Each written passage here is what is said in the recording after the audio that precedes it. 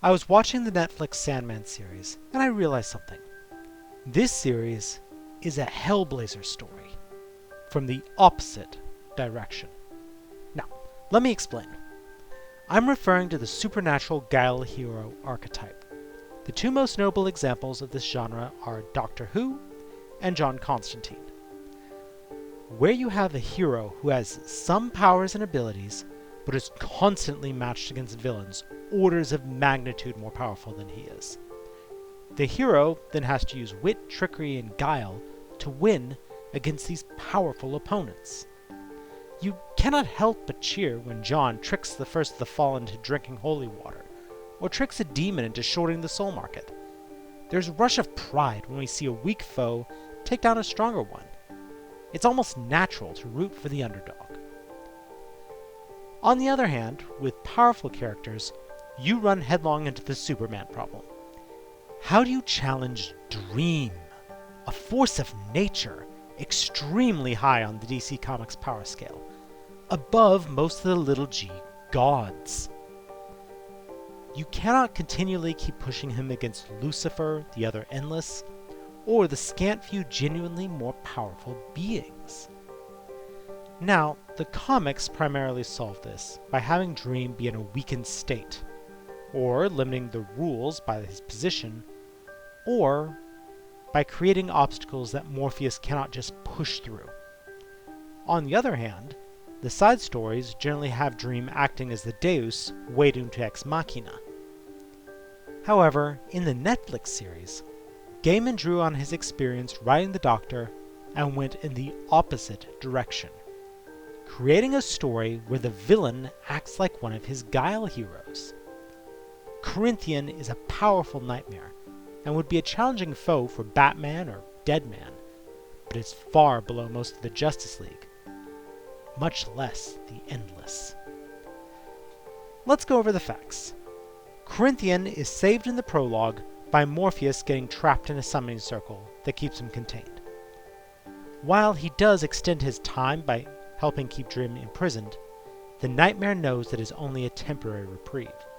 He then creates not one, but two master plans to usurp the Dream Lord. Now, the secondary plan actually came first in the story. Corinthian tried to use Dr. Destiny's possession of the Ruby Dreamstone to usurp Dream. While this occurred mostly without his intervention, he did push it to happen by helping at critical moments. While it failed, we have to give him points for trying. However, the main plan involved Corinthian nurturing a cult-like following of serial killers. At the convention, he asked them to dream of a world where they could kill at will, trying to exploit Dream's greatest power. If 1,000 beings dream the same dream, then Dream can retroactively rewrite reality. Unfortunately, this is a power of Dream himself, and unavailable to the Corinthian. However, please note I said Dream, not Morpheus. This pulls in the final part of his plan, convincing the Dream Vortex to aid him. Rose Walker is a young girl who's a Dream Vortex. As her power grows, she will gradually wear away the fabric of the dreaming and break reality. Corinthian sets out to find and befriend her, hoping that in a critical moment, she would choose the underdog instead of the callous God King personification of reality. If it had worked, Rose would have been able to write Morpheus out of existence and put Corinthian in charge. Or even herself. It would have worked either way. The ironic part is that due to the power discrepancy, Morpheus could actually end Rose in an instant, and in fact he is obligated to do so. The conflict in Overture is caused by his failure to do this very duty, so he knows he can't avoid it. However, Corinthian knows that the Dream Lord will put this off as long as possible. The Corinthian exploited his master's kindness as a critical part of his own demise.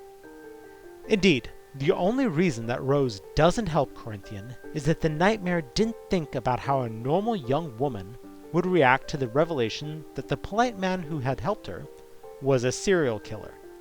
And so she put her trust in the detached and even antagonistic Morpheus, because his words made sense compared to the mass murderer who stood beside her.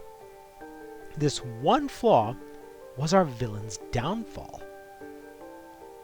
Now, this edition turned what was initially a set of isolated adventures into an overarching story with an underdog as the villain. Moreover, it was surprising how little Gaiman had to add in order to pull off such a massive change to the plot. Now, I just want to iterate how much I enjoyed the Netflix Sandman. This is the best that we could possibly hope for in an adaptation, in that not only it kept the good parts of the story, but it actually improved on an all-time classic. I dearly hope to see Seasons of Mist brought to life. And just like the Orpheus stories justified the audiobook's existence, I cannot wait to see Tales in the Sand or the confrontation with Azazel brought to the screen. Thanks for listening, y'all.